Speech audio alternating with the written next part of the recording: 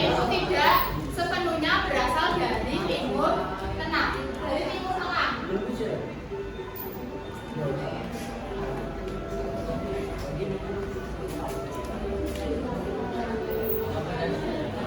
Nah, berdasarkan dari video ini, kita itu bukan berasal 100% orang Indonesia. Pasti ada keturunan dari negara yang lain. Jepang juga bisa, Korea bisa, berdasarkan tes DNA. Karena kan dari materi yang sebelumnya tadi, dahulu kala orang itu selalu bermigrasi, selalu berpindah-pindah tempat. Itu. Nah, dari migrasi tersebut berpindah-pindah tempat menjadi apa namanya, garis keturunan itu dari berbagai negara yang berbeda-beda. Seperti Najwa Shihab. Dan ini ada contoh yang lainnya.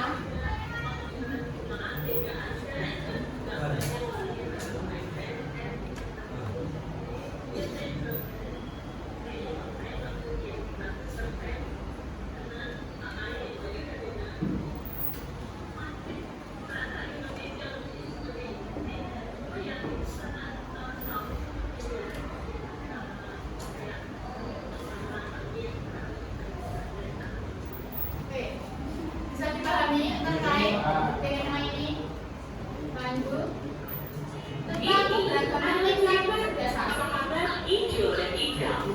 Di sebelahnya ada terdapat siswa cerdas berprestasi. Bedanya, hijau lebih suka bergaul hanya dengan orang yang sama dengannya. Sementara hijau pergaulannya luas dengan teman yang beragam. Hijau lebih suka berkumpul dengan orang dari suku yang sama. Karena bahasa dan budayanya nggak beda, jadi nggak ribet. Sementara teman hijau beragam suku bangsanya.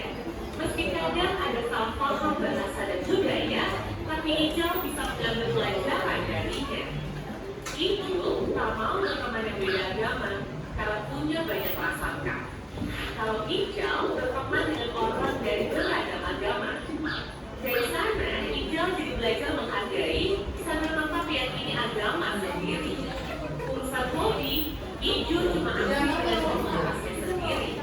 Kalau hijau senang kolaborasi, berbagi komunitas dia ikuti. Saat kuliah, hijau akan kemana-mana. Sementara hijau mendapat kesempatan berkolaborasi ke berbagai negara. Dengan lingkungan yang terbatas, hijau nggak mudah menemukan pekerjaan yang pas. Sementara hijau punya network yang luas, sehingga tak sulit menemukan pekerjaan yang sesuai passionnya. Saat reuni, hijau dan hijau bertemu kembali. Dua orang sahabat yang dulu sama-sama siswa berprestasi, kini sudah jadi dua pribadi yang berbeda. Saat ngobrol, hijau cenderung berpikir sempit, sementara hijau terlihat berwawasan luas dan terbuka.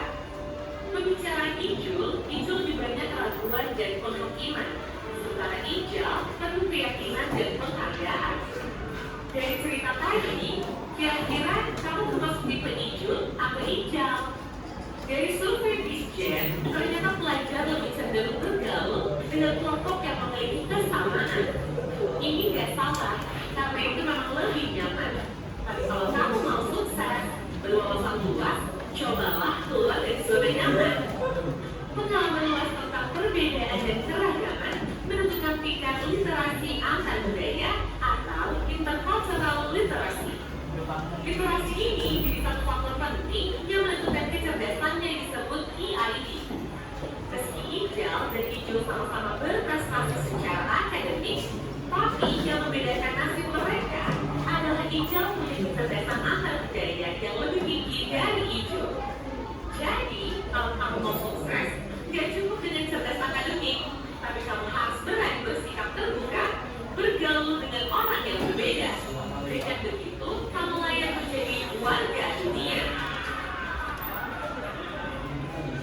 Nah, dari cerita hijau dan hijau, siapa yang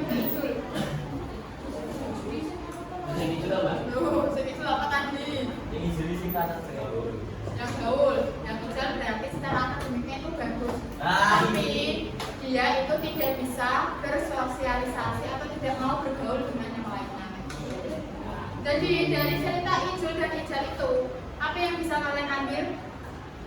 Kita harus bisa keluar dari zona nyaman kita. Kita cari relasi yang banyak supaya ilmu tentu pasti akan bertambah. Bisa meningkatkan dengan kesuksesan kita. Jadi kalian itu jangan terlalu menutup diri. Harus benar-benar keluar dari zona nyaman kalian, perbanyak relasi. Karena semakin banyak kalian kenal orang, semakin banyak peluang kalian untuk menuju kesuksesan.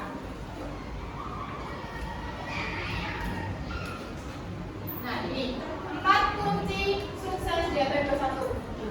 Ada creativity, 2 komunikasi. Nah ini komunikasi sangat penting karena kalau kita tidak bisa berkomunikasi ya kita tidak bisa menjalin hubungan dengan baik antara sesama teman ataupun orang lain. Yang ketiga, critical thinking. Kita harus bisa berpikir kritis. Keempat, kolaborasi. Nah ini kolaborasinya ada kaitannya dengan si Ijul tadi. Dia mau bergaul dengan semua orang tanpa membedakan perbedaan. Jadi ya siapa aja ayo.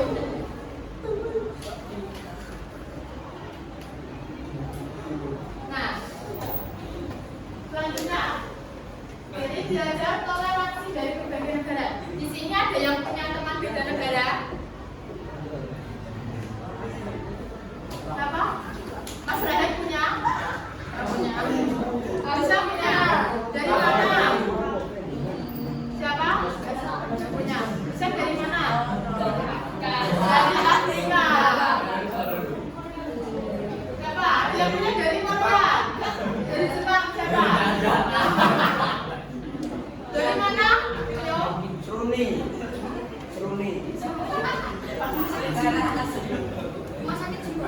Belum cerita. Oke, nanti coba kalian tanyakan teman kalian. Apakah dia itu termasuk penduduk asli atau bukan? Itu ya. Terus kalau dari teman kalian, coba kalian tanya pendapat kamu itu bagaimana sih tentang pendatang baru itu, yaitu bisa menerima atau menolak. Nah, terus bagaimana orang yang beragam bangsa, budaya dan agama itu hidup di negaranya? Nah, kalian itu bisa ditanyakan ke teman kamu. Nah, dari pembelajaran kali ini, apa yang bisa kalian ambil? Habis pembelajaran kali satu ini, apa yang bisa kalian lakukan? Apa Rio? Bisa mengaplikasikannya, bisa menerapkannya di lingkungan sekitar kita. Oke, sebelum ibu tutup, ada yang mau menyimpulkan? Iya, Mbak Tata, yang keras ya. Menghargai berbagai perbedaan dan keragaman yang ada supaya Ya, dari pembelajaran kali ini kita itu harus bisa mempunyai sikap yang toleransi, bisa menghargai berbagai perbedaan baik itu agama. Di kelas ini kan memiliki beda agama kan, ada yang berbeda agama. Nah itu kalian harus bisa menghargai teman kalian yang beda agama, dari budaya, terus ras, bahasanya. Kalian harus bisa menghargai supaya hidup kalian itu tetap rukun, tidak ada konflik yang terjadi. Untuk pembelajaran kali ini ada yang mau ditanyakan sebelum kita akhiri? Tidak ada. Terima kasih untuk perhatian dari kalian semua. Semoga pembelajaran kali ini bermanfaat dan bisa kalian aplikasikan di lingkungan sekitar. Semoga kalian sehat selalu, bahagia selalu, selalu diberi perlindungan oleh Tuhan Yang Maha Esa, diberi kelancaran untuk menempuh pendidikannya. Terima kasih. Wassalamualaikum.